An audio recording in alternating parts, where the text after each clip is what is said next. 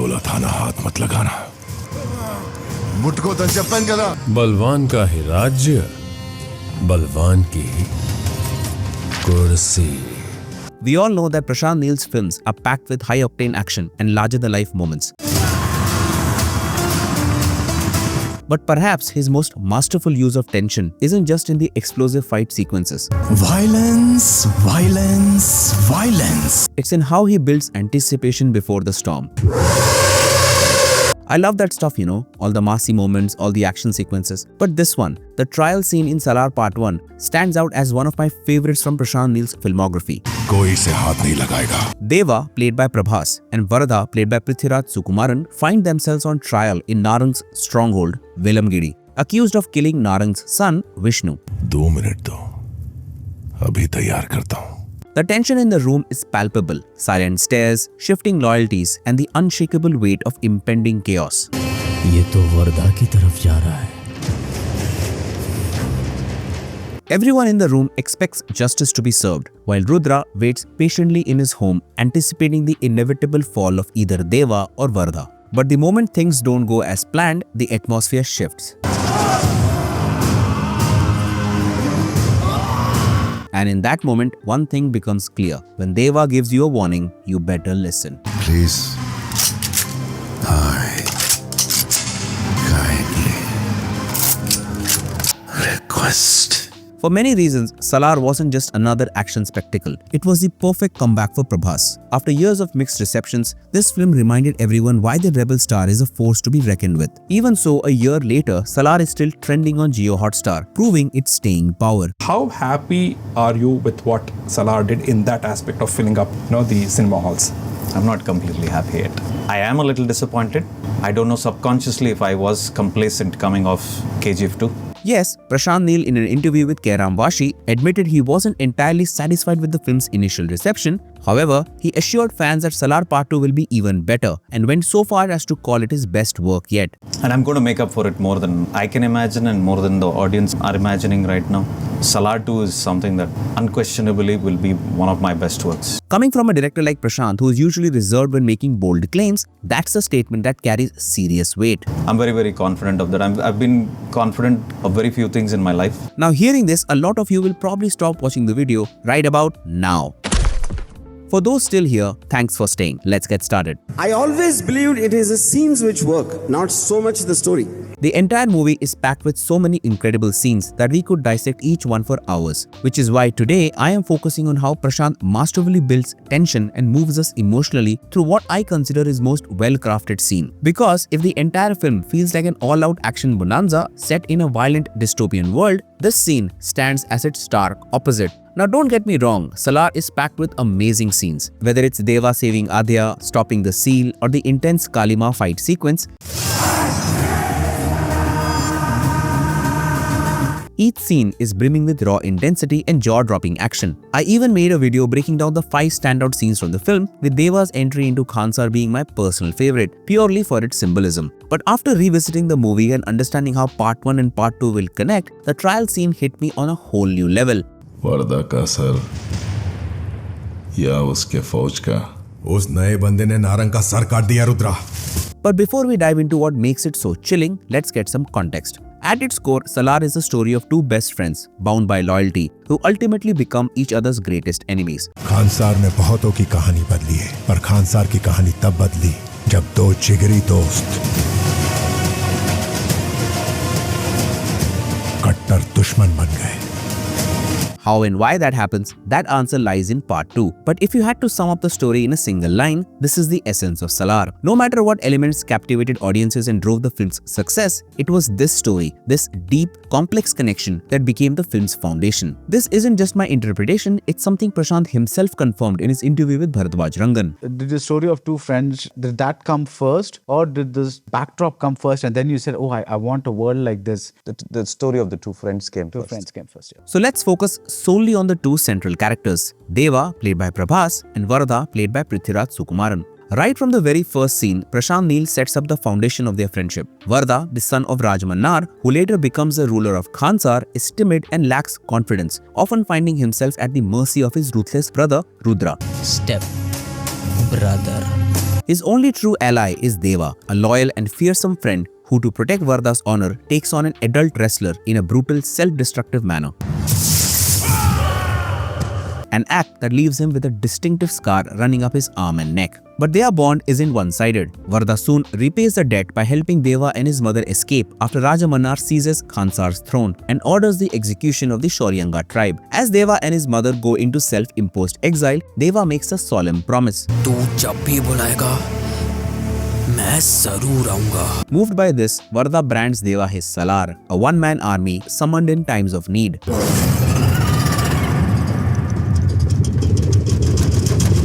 Vardha's decision to save Deva comes at a steep price. He loses ownership of a major province in Khansar. This infuriates Raja Mannar, who demands an explanation, pressing Vardha on why he let go of such a valuable territory. But Vardha remains silent, knowing that revealing the truth would put Deva's life in danger. As a result, Vardha is exiled and he grows up under a cloud of shame and disrespect, constantly looked down upon by others. Both Deva and Vardha grow up in their respective worlds, unaware that fate is about to bring them back together. The turning point comes when Bharava, the husband of Radha Rama, advises Raja Mannar to reconcile with Vardha. He argues that Vardha is Raja Mannar's true heir, resembling Shiva Mannar, who after India's independence secured Khansar's autonomy and established its own constitution, Nibandhana, a set of laws governing the city. Taking Bharava's advice into consideration, Raja Mannar, before departing on important business, orders Ranga to step down as a Dora in favor of Vardha. This decision ignites Ranga's fury, setting off a chain reaction. What happens is a violent uprising in Khansar, as Ranga and Rudra join forces to eliminate Vardha. But just as Vardha faces certain death, he is saved by the ceasefire initiated by Radha Rama, who assumes control in Raja Mannar's absence. Under Nibandhana, the matter is to be settled through a vote in 9 days, and the power struggle intensifies. Each tribe begins amassing mercenaries and weapons, preparing for an all-out battle to seize the throne. Narang Russians को लेके आया है, गुरुंग वाले Serbian army लाए हैं.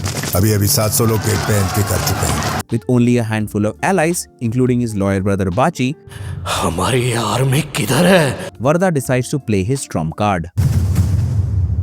देवा,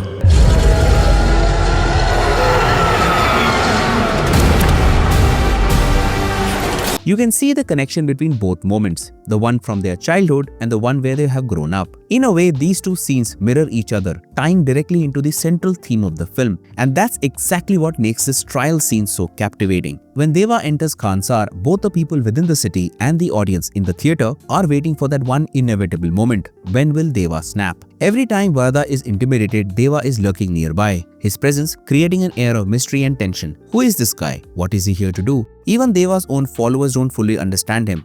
mechanic को spanner दो, रेंज दो तो कैसे इस्तेमाल करना है जानता है, गन दोगे तो क्या करेगा? Except for one man, Baba, played by Teenu Anand. Baba has been there from the beginning. He witnessed Vardha helping Deva escape, he saw Deva's promise to always stand by his friend, and he knew exactly why Vardha had called him back to Khansar. बाबा ये पता है. Having endured decades of brutality in Khansar, Baba, in a rare moment of vulnerability after drinking, opens up to Deva about the horrors that happen in Mahara, how Vishnu, a Ghaniyar prince, takes girls from a scheduled tribe and forces them into a life of suffering. Vishnu makes Vardha watch what he does in a way that humiliates him. अरे हाथ बांध कर खड़े रहो, बार-बार समझाना पड़ेगा क्या? Now the rules of the ceasefire dictate that no harm can come to the Kapus, Toras or the residing Karta, as they are the ones who will ultimately cast their votes to determine the fate of the ceasefire. And Vishnu is one of the Kapus of the Ghaniyar tribe, and Vardha knows it. That's why he stands there, hands folded, silently witnessing the atrocities, because he knows that intervening would come at a high cost. That's exactly why Vardha ensures Deva never witnesses these atrocities, because he knows what will happen if he does. But as expected, Deva eventually stumbles upon one of these moments and sees Vishnu's horrific act, and that's when he snaps. The entire second half had been building up to this. Deva unfolds his hands and without hesitation kills Vishnu on the spot. In doing so, he breaks the most sacred rule of the ceasefire, triggering a chain reaction of vengeance, with Vishnu's father, Narang, one of the Doras of Ghaniyar, now seeking blood. all of this leads up to the trial scene, though in reality it's less of a trial and more of a judgment. According to Khansar's constitution, Narang has the right to avenge his son's death by killing either Varda or Deva. But while the rule is clear, everyone starts playing their own game. Radharama wants to maintain the ceasefire, so she moves to protect Vardha, bargaining for his survival in exchange for his vote. Ranga, on the other hand, also wants Vardha alive, but only because he has always wanted to kill him himself. Bhargava and Rudra want the ceasefire lifted, so they manipulate the situation, planting the idea in Narang's mind at Vishnu's funeral to kill Vardha and bring the war to Khansar. With all the pieces in place, the trial begins. What makes this scene so gripping is the build-up to the moment when Deva turns the tide. As the trial unfolds, Narang approaches Vardha first, which immediately unsettles both Ranga and Radharama because they both have their own reasons to keep Vardha alive. Deva starts pleading in front of Narang, begging him to take his life instead of Vardha's, probably the only time Prabhas' character pleads for anything. And surprisingly, he succeeds. Narang changes his focus, shifting his wrath towards Deva. And here's where things take a sharp turn. Now Vardha is the one pleading for Deva's life, and in the middle of all this chaos, Deva finds his moment. The second Narang lays a hand on Vardha, Deva strikes, grabbing a sword from a nearby guard and severing Narang's left hand. And this is where the scene gets even more fascinating. If you look closely, Narang's left hand bears a bracelet, the very symbol that marks him as the ruler of Vilamgiri. And Deva doesn't just injure him, he literally cuts off his authority. Hold on to that piece of information for now. Now of course the guards approach, and while they are loading their guns, Deva beheads Narang right in front of everyone. Pin drop silence emanates. The guards who were ready to fire freeze in their tracks. No one dares to make a move. Why? Nibandhana. The strongest shall prevail, the strongest shall rule. बलवान का ही राज्य, बलवान की कुर्सी. By killing Narang in his own stronghold and severing the very hand that bore the ruling bracelet, Deva unintentionally claims ownership of Vilamgiri. Now this is never explicitly explained in the movie, but symbolically that's precisely what it means. And that's why the guards don't attack, they recognize the law. Vardha brought Deva to Khansar for a reason, to fight for him once the ceasefire is lifted. He knows he is powerless without Deva, which is why he kept him away from everything, making sure he didn't act before the vote was cast. The plan was simple: wait for the ceasefire to break, then unleash Deva to secure the throne. But all of that crumbles the moment Deva kills Vishnu. That single act sets everything into motion, leading to the trial and ultimately to Deva killing Narang. And in that moment, Vardha's expression says it all. He is shaken. On the one hand, he needs Deva to rule Khansar. On the other, he doesn't even know if Deva will survive long enough for the vote to happen. This dilemma pushes the story into its next phase. Vardha and Deva make a choice. Regardless of what the vote decides, Vardha must be clear on what he wants. And together they decide it's time to turn Khansar into a battlefield. A silent promise of change, one that we are bound to see explode in part 2. And that's why the trial scene holds so much weight when looking at Salaar part 1 and part 2 together. It's not just about Deva and Vardha gaining clarity on their path forward. It forces every other major player to rethink their next move. Vardha's decisive vote to lift the ceasefire triggers a chain reaction across Khansar. Rudra joins forces with his uncle Om. Vali allies with Gurung and Chika as the Ghanyar set their sights on the throne. Bharava is a Shauryanga, and the biggest twist, Bharava's friend Thiru reveals Deva's true identity, declaring that he is the rightful heir to the throne of Khansar. Shauryanga na. Prashanth doesn't give us the luxury of easy resolutions or comforting reconciliations. Instead, he holds up a mirror to a fractured society, sky-high ambitions, and twisted reality. This scene doesn't just end, it lingers, gnawing at the edges of your mind long after the credits roll. And that brings us to the end of the video. If you found this breakdown insightful, don't forget to hit that subscribe button and turn on notifications so you never miss a video from us. We have got more iconic scenes coming up. Trust me, you don't want to miss it. Thanks for watching, and I'll see you in the next one.